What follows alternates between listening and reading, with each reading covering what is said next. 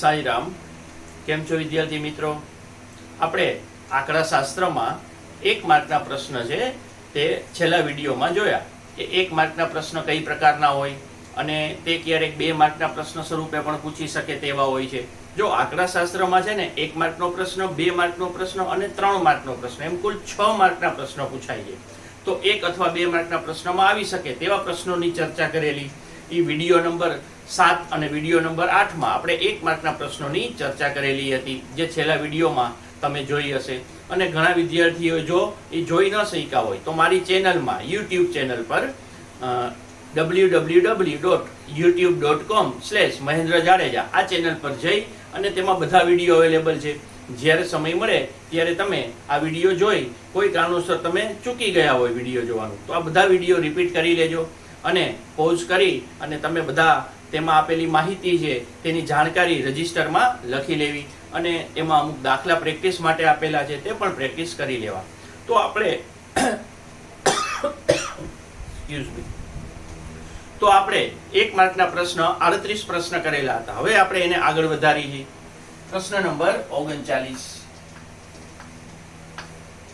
પ્રથમ n પ્રાકૃતિક સંખ્યાનો મધ્યક બરાબર ખાલી જગ્યા. હવે આવા પ્રશ્ન આવે તો મૂંઝવણમાં મુકાઈ જાય. હવે આના માટે એક સૂત્ર છે, જે આપણે સૂત્ર છે એ સમાંતર શ્રેણી 10મા ધોરણમાં એક ચેપ્ટર આવશે સમાંતર શ્રેણી. એ સમાંતર શ્રેણી ચેપ્ટર જ્યારે આપણે એનો અભ્યાસ કરશું ત્યારે આનું સૂત્ર તારવશું, પણ હાલ પૂરતું આનું સૂત્ર યાદ રાખી લેજો.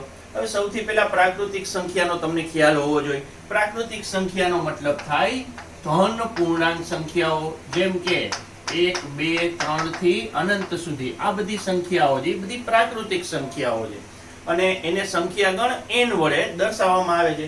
તો પ્રથમ n પ્રાકૃતિક સંખ્યાનો મધ્યક છે. એનો મતલબ કે પરીક્ષામાં તમને પૂછી શકે કે પ્રથમ 100 પ્રાકૃતિક સંખ્યાનો મધ્યક કેટલો થાય, પ્રથમ 50 પ્રાકૃતિક સંખ્યાનો મધ્યક કેટલો થાય, પ્રથમ 70 પ્રાકૃતિક સંખ્યાનો મધ્યક કેટલો થાય. તો એના માટે એક અગત્યનું સૂત્ર છે જે યાદ રાખી લેજો, n+1/2. એટલે પહેલો આપણો અગત્યનો પોઈન્ટ છે જે નોંધવા જેવો ખરો કે પ્રથમ n પ્રાકૃતિક સંખ્યાનો મધ્યક કઈ રીતના મળશે, n+1 અને 2 વડે ભાગી નાખવાનો.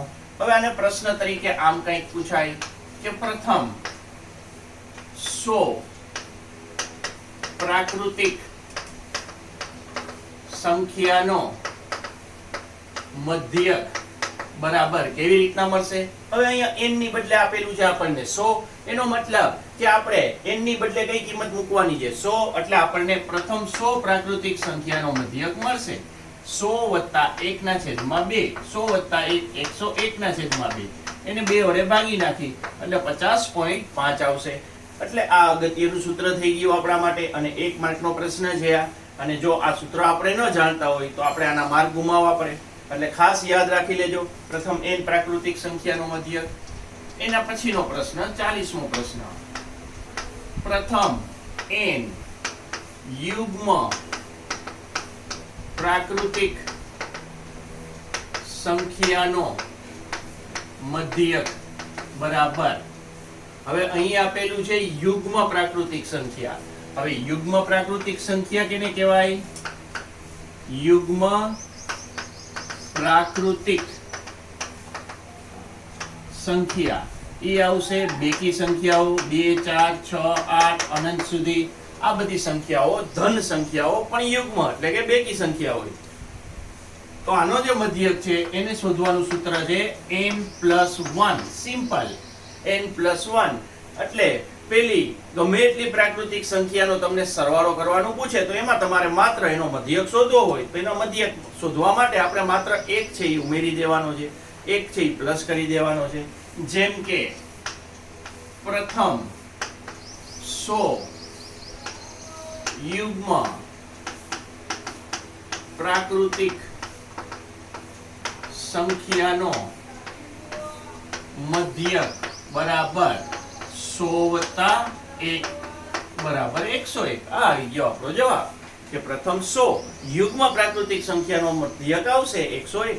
એવી જ રીતના જો પૂછે કે પ્રથમ 50 પ્રાકૃતિક સંખ્યાનો મધ્યક તો શું આવશે મિત્રો?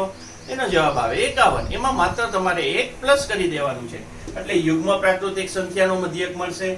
આ સૌથી પહેલું સૂત્ર છે એ માત્ર પ્રાકૃતિક સંખ્યા એટલે કે આવી બધી ધન સંખ્યાઓ માટેના સરવાળાના મધ્યક માટેનું સૂત્ર છે.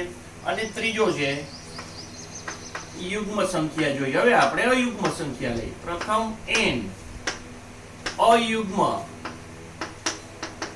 પ્રાકૃતિક સંખ્યાનો મધ્યક બરાબર આવશે n. અયુગ્મ પ્રાકૃતિક સંખ્યા કેને કહેવાય? અયુગ્મ પ્રાકૃતિક સંખ્યા બરાબર 1 3 5 અનંત સુધી. તો આ બધી એકી સંખ્યાઓ જેને આપણે સાદી ભાષામાં કહીએ છીએ તેવી અયુગ્મ પ્રાકૃતિક સંખ્યા એટલે કે બધી ધન સંખ્યા.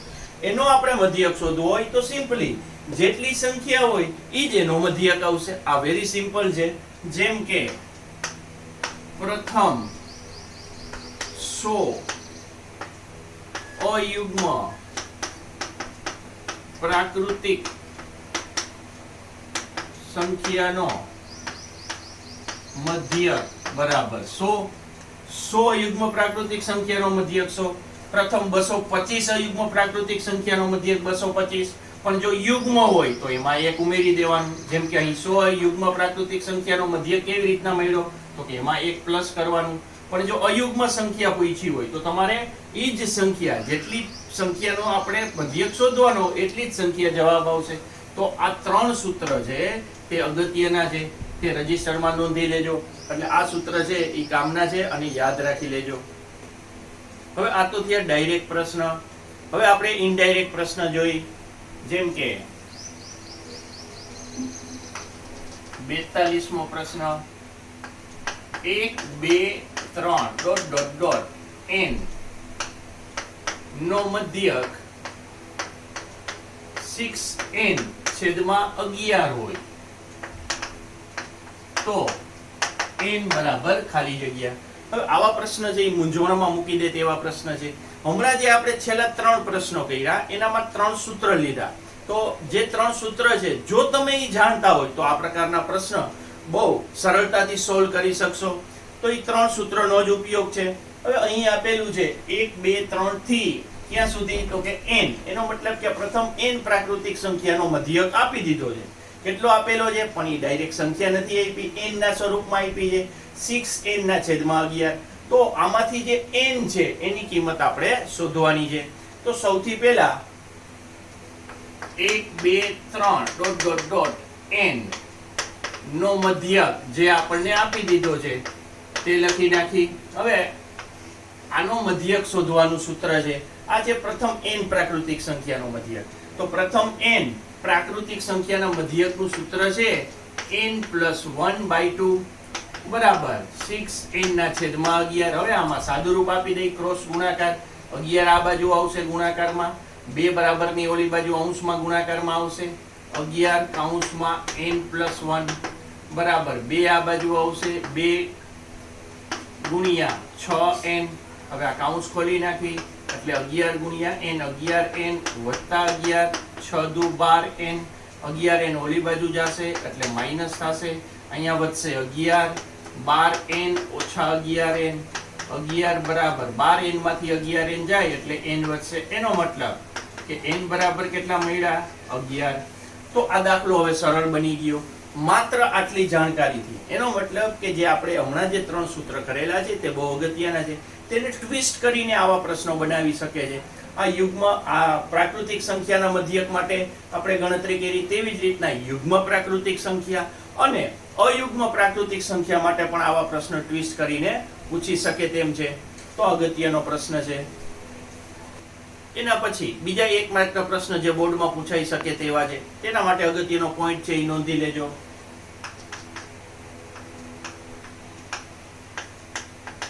n સંખ્યાનો મધ્યક x12 છે તો દરેક સંખ્યા અથવા દરેક અવલોકનને દરેક સંખ્યાને અથવા દરેક અવલોકનને a વડે ગુણી અને બી બાદ કરતા નવો મધ્યક બરાબર ખાલી જગ્યા. એટલે કે અહીં આપણને પ્રશ્નમાં આપેલું છે કે એક મધ્યક છે, મધ્યક તમને આપી દેશે રકમમાં, અને પછી પ્રશ્ન એ છે કે દરેક સંખ્યા એટલે આપણે જેટલા અવલોકન છે એ દરેક અવલોકનમાં, બધાય અવલોકનમાં આપણે એ વડે ગુણવાનું છે, અને એ બધાય અવલોકનમાંથી બી બાદ કરવાનું છે. એ વડે ગુણ્યા પછી બી બાદ કરવાનું છે, પછી નવો મધ્યક મળશે. એ નવો મધ્યક શોધવાનો હોય છે. પણ આમાં ક્યાંય અવલોકન તો આપેલા નથી હોતા, તો આપણે એ વડે કઈ જગ્યાએ ગુણશું અને કેમાંથી બી બાદ કરશું? તો આના માટે બહુ સિમ્પલ પોઈન્ટ છે કે આપણે અહીંયા દરેક સંખ્યા જે દેખાય કે દરેક અવલોકન દેખાય, આ દરેક સંખ્યા કે દરેક અવલોકન, એના બદલે આ પ્રશ્નને સોલ્વ કરતી વખતે આની જગ્યાએ આપણે વાંચવાનું મધ્યક. જે ક્રિયા દરેક સંખ્યા કે દરેક અવલોકનમાં થાય એ જ ક્રિયા મધ્યકમાં કરી નાખવાની, એટલે આપણને નવો મધ્યક મળશે. એટલે કે નવો મધ્યક છે એનું સૂત્ર મળશે આપણને. જો મધ્યક છે આમાં અવલોકનને આપણે એ વડે ગુણવાનું છે, એના બદલે આપણે કેને એ વડે ગુણશું? મધ્યકને. તો મધ્યક ગુણ્યા એ, એટલે કે ax બાદ. પછી કઈ ક્રિયા કરવાની છે? ગુણી અને બી બાદ કરવાના છે. એનો મતલબ આમાંથી બી બાદ કરવાના છે, એટલે આ આવી જશે આપણો નવો મધ્યક. તો આ નવા મધ્યક છે એમાં અહીં ખાસ ક્રિયા કરવાની હોતી નથી. યાદ રાખવાનો પોઈન્ટ એ છે કે જે ક્રિયા અવલોકનમાં થાય, સંખ્યામાં થાય કે પ્રાપ્તાંક શબ્દ આપ્યો હોય, જે ક્રિયા અવલોકનમાં કરો એ જ ક્રિયા કેમાં કરવાની છે? મધ્યકમાં. એટલે સોરી, એટલે સિમ્પલી આનો જવાબ મળી જશે. હવે પ્રશ્ન આવો કંઈક હોય છે,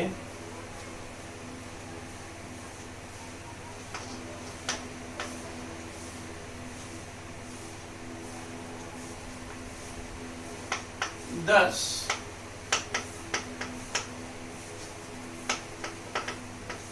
સંખ્યાનો મધ્યક 27 છે, તો દરેક અવલોકનને 3 વડે ગુણી અને 5 ઉમેરતા નવો મધ્યક બરાબર ખાલી જગ્યા. હવે પ્રશ્ન કંઈક આવા પ્રકારનો પૂછી શકે છે, તો આપણે આમાં ધ્યાન શું રાખવાનું છે? જે ક્રિયા દરેક અવલોકનમાં કરવાની છે ઈ ક્રિયા આપણે કેમાં કરશું? ઈ ક્રિયા કરશું આપણે મધ્યકમાં. એટલે નવો મધ્યક મળી જશે. એટલે નવો મધ્યક બરાબર જે આપણો મધ્યક છે 27, એ મધ્યક છે એને આપણે 3 વડે ગુણવાનું. 27 ગુણ્યા 3. પછી કઈ ક્રિયા કરવાની છે? 3 વડે ગુણી અને 5 ઉમેરવાના છે. ગુણાકાર થઈ જાય પછી 5 ઉમેરવાના છે, એટલે આપણને નવો મધ્યક મળશે. આ બંનેનો ગુણાકાર કરી 7 તેરી 21, 2 આવશે વધી, 3 દુ 6 ને 2 8, 81 વત્તા 5, એટલે આપણો જવાબ આવશે 86. તો સરળતાથી જવાબ મળી જાય છે. આપણે માત્ર શું કરવાનું છે? જે ક્રિયા અવલોકનમાં કરવાની હોય એ ક્રિયા મધ્યકમાં કરવાની છે. જેમ કે એના પછી હજી એક પ્રશ્ન જોઈ લઈ આવો, 44મો. 50 અવલોકનો નો મધ્યક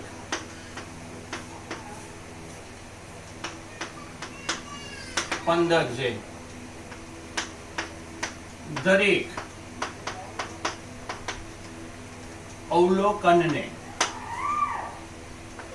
2 વડે ગુણીને 3 વડે ભાગતા નવો મધ્યક બરાબર ખાલી જગ્યા. હવે અહીં આપણે દરેક અવલોકનમાં કેટલા ઉમેરવાના છે? સોરી, દરેક અવલોકનને 2 વડે ગુણવાના છે. પહેલી ક્રિયા કરવાની છે, દરેક અવલોકનને 2 વડે ગુણવાના છે. પછી એનું શું કરવાનું છે? તો કે પછી 3 વડે ભાગાકાર કરવાનો છે. હવે એક વસ્તુ યાદ રાખજો કે આ ક્રિયા આપણે કેમાં કરવાની છે? એક તો કે મધ્યકમાં કરવાની છે. એટલે કે આપણે મધ્યકને 2 વડે ગુણશું અને પછી જે જવાબ આવે એને 3 વડે ભાગાકાર કરવાનો છે. આમાં જે સિક્વન્સ કીધી હોય, પહેલા ગુણાકાર કરવાનો કીધો હોય તો પહેલા હંમેશા ગુણાકાર કરવાનો, પહેલા સરવાળો કીધો હોય તો પહેલા સરવાળો કરવાનો. એ સિક્વન્સ છે એને મેન્ટેન કરવાની છે, એ ભૂલતા નહીં. એટલે નવો મધ્યક બરાબર જે આપણો મધ્યક છે 15, એને આપણે 2 વડે ગુણી નાખવાનું છે, એટલે 2 વડે ગુણાકાર કરી અને ગુણાકાર થઈ જાય પછી આપણે એને 3 વડે ભાગાકાર કરી નાખવાનો છે, એટલે 15 દુ 30 ભાગ્યા 3 ગુણાકાર થઈ જાય પછી 3 વડે ભાગી તો જવાબ આવશે આપણો 10, એટલે આ આપણો નવો મધ્યક થશે. એટલે આ પ્રકારના પ્રશ્નો પણ ક્યારેક 1 માર્કમાં પૂછાય છે, પણ જાણકારીના અભાવે ઘણા વિદ્યાર્થી મિત્રો આનો જવાબ નથી આપી શકતા. તો આ સહેલા પ્રશ્ન છે અને આ પ્રશ્ન પણ નોંધી લેવા જેવા છે, એટલે આને રજિસ્ટરમાં નોંધી લેજો. હવે આમાં જરાક ટ્વિસ્ટેડ દાખલો હોય કે થોડોક જરાક હાર્ડ પ્રશ્ન કહી શકાય તેવો પ્રશ્ન આ છે કે n અવલોકનોનો મધ્યક x બાર છે. જો પ્રથમ અવલોકનમાં 1, બીજા અવલોકનમાં 2, ત્રીજા અવલોકનમાં 3 તેવી રીતના ઉમેરતા જાય તો નવી માહિતી આવશે, તેનો નવો મધ્યક કેટલો થશે. હવે આ જરાક આપણને અઘરો પ્રશ્ન લાગે, પણ હમણાં આપણે જે પ્રશ્ન સોલ્વ કર્યા છેલ્લા તે મુજબ જ આ પ્રશ્ન થશે. હવે આમાં જે છેલ્લા પ્રશ્ન સોલ્વ કર્યા એ પ્રમાણમાં સરળ હતા કે દરેક અવલોકનમાં જે ક્રિયા કરવાની હતી એ જ ક્રિયા મધ્યકમાં કરવાની છે, પણ દરેક અવલોકનને સરખી સંખ્યા વડે ગુણવામાં આવે કે સરખી સંખ્યા વડે ભાગવામાં આવે તો આપણે સરળતાથી તે લખી શકતા હતા. પણ આમાં એવું નથી, આમાં જરાક જુદું છે.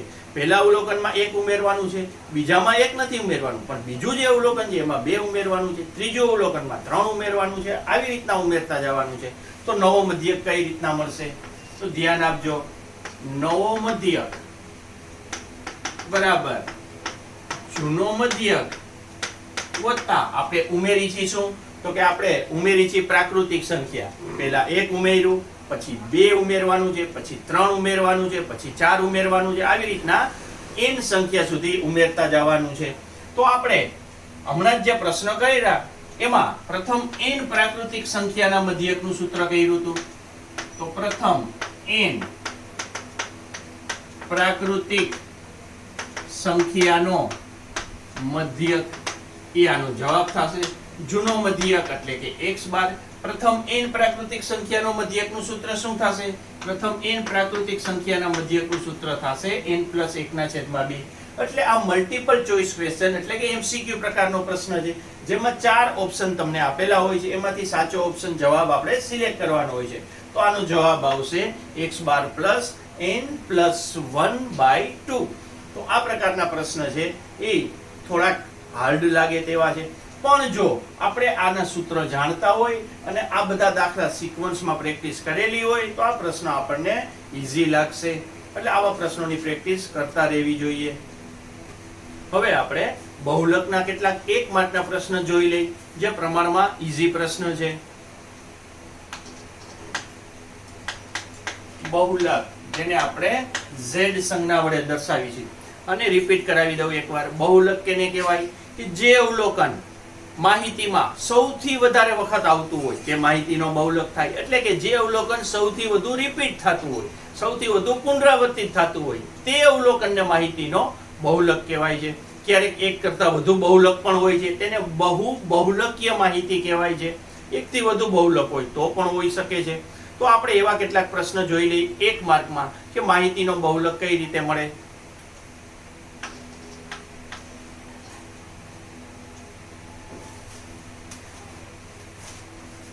1, 2, 11, 13, 2, 5, 8, 11, 2 અને 9 નો બહુલક બરાબર ખાલી જગ્યા. અહીં આપણને એક અવર્ગીકૃત માહિતી આપેલી છે, આમાંથી આપણે બહુલક ગોતવાનો છે. પ્રમાણમાં ઈઝી દાખલો છે આ, કારણ કે આને જોવું બહુ સરળ છે. હવે આમાં દરેક અવલોકન છે એ ચેક કરી લ્યો, અને કોઈ અવલોકન રિપીટ થતું હશે, જેમ કે અહીં 2 છે એ સૌથી વધારે વખત દેખાય છે મને 3 વાર છે, 11 છે એ માત્ર 2 વાર છે, બાકી બધી સંખ્યાઓ એક વાર જ છે. એનો મતલબ સૌથી વધારે વખત આવતું અવલોકન કયું થશે? સૌથી વધારે વખત આવતું અવલોકન 2 થશે. એનો મતલબ બહુલક કેટલો થશે? 2. તો આ સિમ્પલ પ્રશ્ન છે. હવે આમાં જરાક જુદા કયા પ્રકારના દાખલા હોઈ શકે, જેમ કે 1, 2, 3, 4, 5 અને a નો બહુલક 3 છે, તો a બરાબર ખાલી જગ્યા. હવે આનાથી સેજ જુદો છે. હવે પ્રશ્ન પ્રમાણમાં આ પણ સહેલો જ છે, ધ્યાન આપો. હવે અહીં અવલોકનો આપેલા છે, અવર્ગીકૃત માહિતી આપેલી છે, તેનો બહુલક આપી દીધો છે, પણ એક અવલોકન આપેલું નથી, તેની જગ્યાએ આપેલું છે આપણને a. તો આ a છે એ આપણે શોધવાનું છે. હવે એ કઈ રીતના મળશે?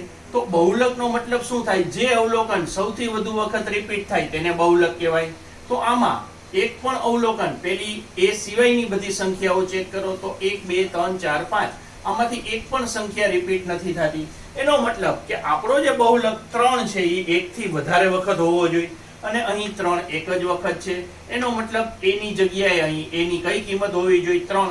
જો અહીં 3 આવે 1 2 3 4 5 3, તો 3 છે એ 2 વખત આવે. એનો મતલબ સૌથી વધુ વખત આવે, એટલે માહિતીનો બહુલક 3 આપેલો છે. એનો મતલબ કે a બરાબર કેટલા થશે? 3. તો ક્યારેક ડાયરેક્ટ બહુલક ન પૂછે, પણ આવી રીતના પણ પ્રશ્ન પૂછી શકે છે, જે કામનો પ્રશ્ન છે. ક્યારેક આવી રીતના આવૃત્તિ વિતરણ કોષ્ટક પણ આપેલું હોય છે, અને એમાંથી આપણે બહુલકીય વર્ગ છે એ ગોતવાનો હોય છે. તો આપણે 2 માર્કના પ્રશ્નમાં આ અગાઉ કરી ચૂકેલા છે. રિપીટ કરી લઈ કે બહુલકીય વર્ગ કયો મળશે આપણને? જે વર્ગની આવૃત્તિ સૌથી વધુ હશે. એટલે આપણે કઈ બાજુ ધ્યાન આપવાનું છે આવૃત્તિમાં? 9 6 12 7 15 અને 1. તો સૌથી વધારે આંકડો ક્યાં જણાય છે? તો કે 15. આ આવૃત્તિ સૌથી વધુ છે.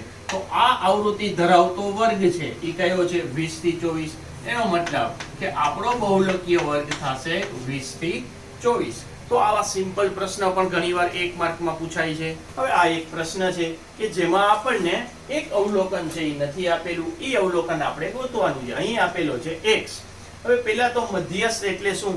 તો ચડતા ક્રમમાં કાં તો ઉતરતા ક્રમમાં અવલોકનોને ગોઠવ્યા બાદ, અવલોકનોને ચડતા ક્રમમાં કે ઉતરતા ક્રમમાં ગોઠવ્યા બાદ એક્ઝેક્ટ વચ્ચેનું જે અવલોકન હોય તે માહિતીનો મધ્યસ્થ થાય. હવે અહીં અવલોકનો છે એ ચડતા ક્રમમાં આપણને આપેલા છે. હવે મધ્યસ્થ પણ આપેલો છે આપણને 16. તો મધ્યસ્થનું આપણે સૂત્ર લખશું કે મધ્યસ્થ m બરાબર, હવે મધ્યસ્થમાં જો એકી સંખ્યા હોય તો એનું સૂત્ર અલગ છે, અને બેકી સંખ્યા હોય તો સૂત્ર અલગ છે.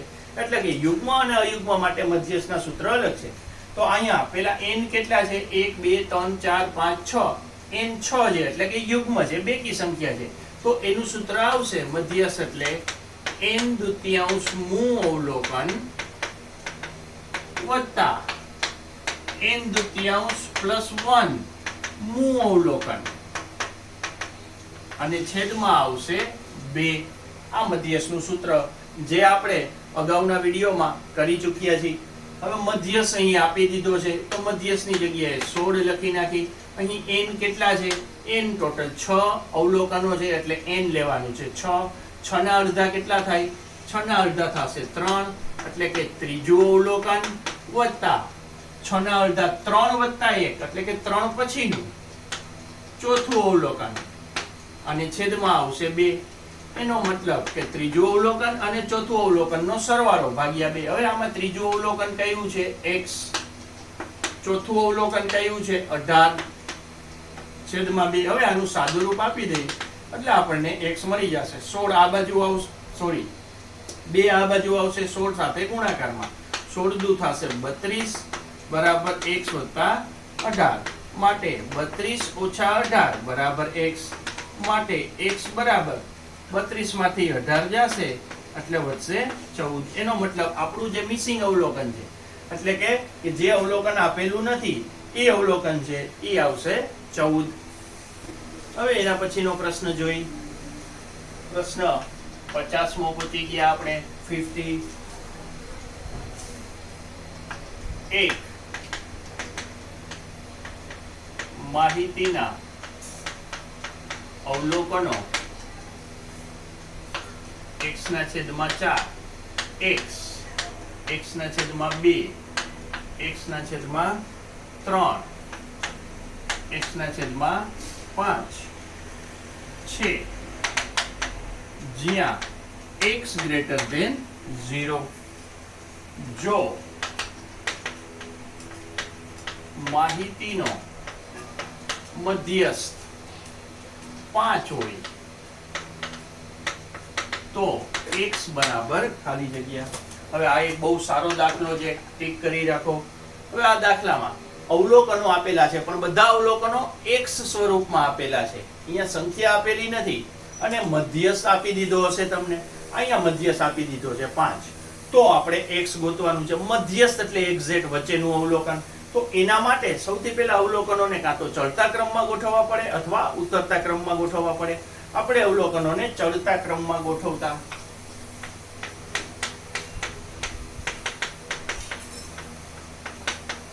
ચડતા ક્રમમાં ગોઠવો એટલે સૌથી પહેલા નાની સંખ્યા આવે, પછી એનાથી મોટી સંખ્યા આવે, પછી એનાથી મોટી સંખ્યા આવે. તો આમાંથી સૌથી નાની સંખ્યા કઈ હોઈ શકે? એક એક્ઝામ્પલ લઉં. x બરાબર ધારો કે 10 હોય તો 10 ભાગ્યા 4 કેટલા થશે? 4 દુ 8, 2 વૈધા 20, 5 ચોક 20.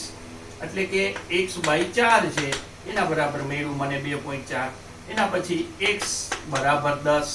એના પછી x બાય 2 એટલે કે 10 ના અડધા. 10 ના અડધા કેટલા થશે? 5 એટલે મળ્યું 5. એના પછી x ના અડધા 3 એટલે કે 10 ના અડધા 3.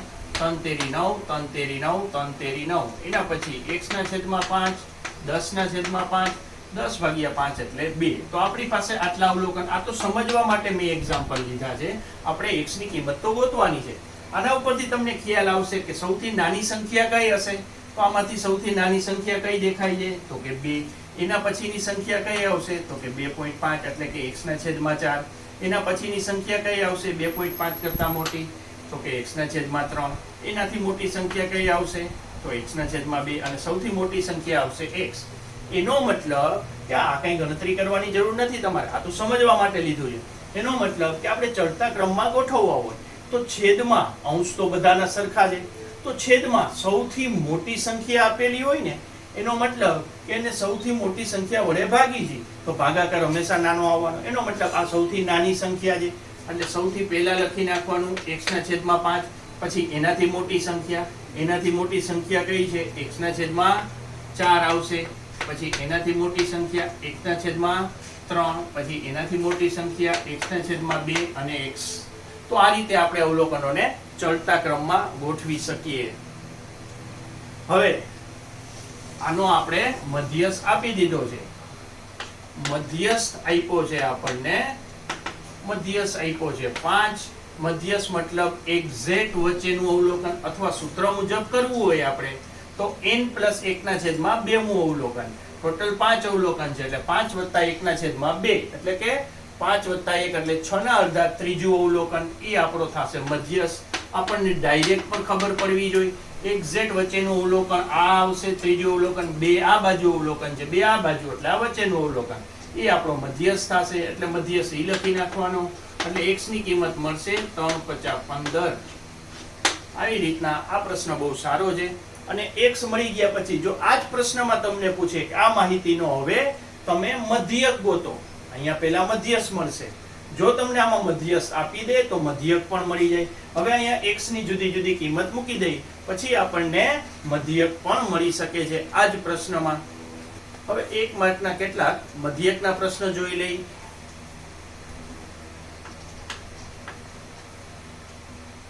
-9, -4, -1, x 11 નો મધ્યક 2 છે તો x બરાબર ખાલી જગ્યા.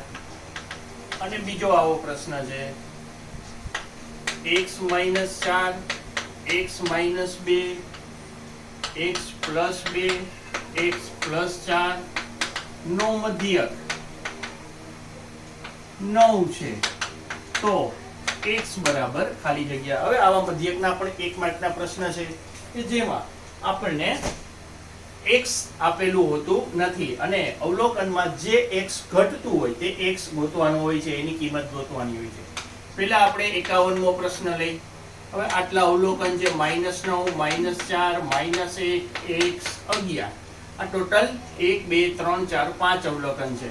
આનો મધ્યક આપી દીધો છે. નો મધ્યક બરાબર 2. હવે આનો મધ્યક કઈ રીતે મળશે? આ અવર્ગીકૃત માહિતી છે. એનો મધ્યક અવલોકનનો સરવાળો કરવાથી મળે. -9 plus -4 plus -1 plus x plus 11 total 5 અવલોકન છે એટલે છેદમાં આવશે 5 બરાબર આપી દીધું છે આપણને મધ્યક 2. હવે આ બધાનો સરવાળો કરી નાખી તો ઓછે સરવાળો થશે 9 ને 1 10 ને 4 14 પણ એ માઇનસ છે એટલે સરવાળો આવશે -14 પછી +11 અને વત્તા x 5 છે એને બરાબરની ઓલી બાજુ જવા દો 2 સાથે ગુણાકારમાં 5 દુ કેટલા થશે 10 માટે x 14 માંથી 11 જશે એટલે 3 વધશે 3 ને બરાબરની ઓલી બાજુ જવા દો એટલે 3 થશે પ્લસ 10 ને 3 કેટલા થશે 13 એટલે આપણને x મળી જશે. આવા પ્રકારના પ્રશ્નો પણ પૂછાઈ શકે જે પ્રમાણમાં સરળ છે. 52મો પ્રશ્ન આ ઉપરથી જ થશે જે આમાં આપણે આ ગણ્યો છે તેમ x - 4 x - 2 x + 2 x + 4 નો મધ્યક 9 છે તો આપણે x ગોતવાનું છે. હવે આ બધાનો મધ્યક કેવી રીતના મળશે? અવલોકનનો સરવાળો એટલે કે પહેલું અવલોકન વત્તા બીજું અવલોકન વત્તા ત્રીજું અવલોકન વત્તા ચોથું અવલોકન અને છેદમાં કુલ અવલોકન 4 છે એટલે છેદમાં આવશે 4. હવે અહીંયાથી સરવાળો કરી તો સંખ્યાનો સંખ્યા સાથે સરવાળો થશે એટલે -4 + 4 કેન્સલ થઈ જશે +2 -2 કેન્સલ થઈ જશે વધશે માત્ર x. x કેટલી વાર આવે છે? 4 વાર એટલે સરવાળો કરવાથી અહીંયા આવશે 4x. 9 4 છે એને બરાબરની ઓલી બાજુ જવા દો એટલે 9 સાથે સાથે એનો ગુણાકાર 9 ચોક થશે 36. હવે x ને સૂત્રનો કરતા કરી તો 4 આવી જશે છેદમાં 36/4 કેટલા જવાબ આવશે? 9. એટલે આવી રીતના આપણને x મળી શકે છે. તો આજે જે આ પ્રકારના આપણે પ્રશ્ન કર્યા જે પ્રમાણમાં સરળ હતા તે 1 માર્કના પ્રશ્ન છે તે પ્રેક્ટિસ કરી લેજો. આવા અમુક દાખલા તમને હોમવર્કમાં આપું છું જે નોંધી લેજો. તો આજે જે આપણે 1 માર્કના પ્રશ્ન કર્યા તેના આધારિત કેટલાક દાખલા છે એ હોમવર્કમાં આપેલા છે. આ બધા પ્રશ્નોનું સોલ્યુશન આજના વિડીયોમાં આપેલું જ છે. તમારે વિડીયો રિપીટ કરી પોઝ કરી ના સમજાય તો મને મેસેજ કરી અને આ બધા પ્રશ્ન છે એ સોલ્વ કરી લેવા અને રજિસ્ટરમાં નોંધી લેજો. હવે પછીના જે દાખલા છે આવા 1 માર્કના તે હવે આપણે નેક્સ્ટ વિડીયોમાં જોશું. Thank you.